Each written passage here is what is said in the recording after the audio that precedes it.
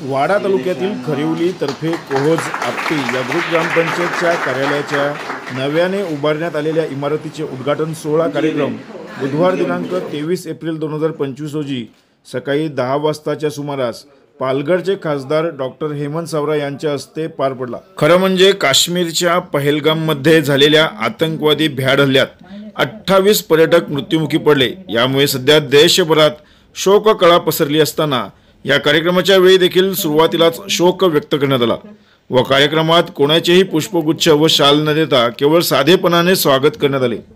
खरं म्हणजे या कार्यक्रमाप्रसंगी गावातील सामाजिक कार्यकर्ते, ज्येष्ठ नागरिक, आजी माजी, सरपंच, उपसरपंच, पोलीस पाटील, ग्रामसेवक तसेच विद्यार्थ्यांना सन्मान चिन्ह देऊन सन्मानित करण्यात आले होते। या कार्यक्रमाप्रसंगी पालघर लोकसभा खासदार डॉक्टर हेमंत सावरा, विक्रमगड विधानसभा आमदार हरिश्चंद्र भोये, सामाजिक कार्यकर्ते अरुण अधिकारी, ग्रामविकास अधिकारी विलास पाटील, माजी उपसरपंच आझाद अधिकारी, गावचे विद्यमान सरपंच वनिता अधिकारी, उपसरपंच गौरी पाटील, ग्रामपंचायतचे सर्व सदस्य व कर्मचारी तसेच पोलीस पाटील, आजी माजी, जिल्हा परिषद सदस्य, पंचायत समिती सदस्य, पंचक्रोशीतील इतर ग्रामपंचायतचे सरपंच, उपसरपंच, शाळेचे विद्यार्थी व सामाजिक कार्यकर्ते मोठ्या संख्येने उपस्थित होते। नमस्कार, मी ग्रुप ग्रामपंचायत खरिवली तर्फे कोहोज आपटीची सरपंच सौ वनिता भूषण अधिकारी।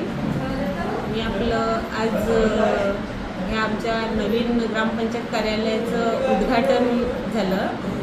ते खूप छान पद्धतीने उद्घाटन झालं। माननीय पालघर लोकसभेचे खासदार डॉक्टर हेमंत सावरा साहेब, तसेच विक्रमगड विधानसभेचे आमदार हरिश्चंद्र भोये साहेब यांच्या शुभ हस्ते आमच्या ग्रामपंचायतचं उद्घाटन झालं। त्याबद्दल आम्हाला आमच्या पूर्ण कमिटीला खूप आनंद आहे आणि आम्ही जे प्रयत्न केले त्या प्रयत्नांना आज यश मिळाल्यासारखं वाटतंय। म्हणजे एवढ्या दिवसांची मेहनत आज आम्हाला अशी पूर्ण झाल्यासारखं वाटतंय।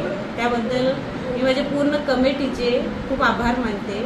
त्याच्यात आज आम्ही दुसरा चांगला प्रयत्न केला, तो असा की माननीय आजी माजी उपसरपंच, सरपंच यांचा आम्ही पूर्ण कमिटीने ठरवलेलं की त्यांचं आपण आज आपल्या नवीन कार्यालयाचं उद्घाटन आहे तर त्यांचा पूर्ण पदाधिकाऱ्यांचा सन्मान करूया।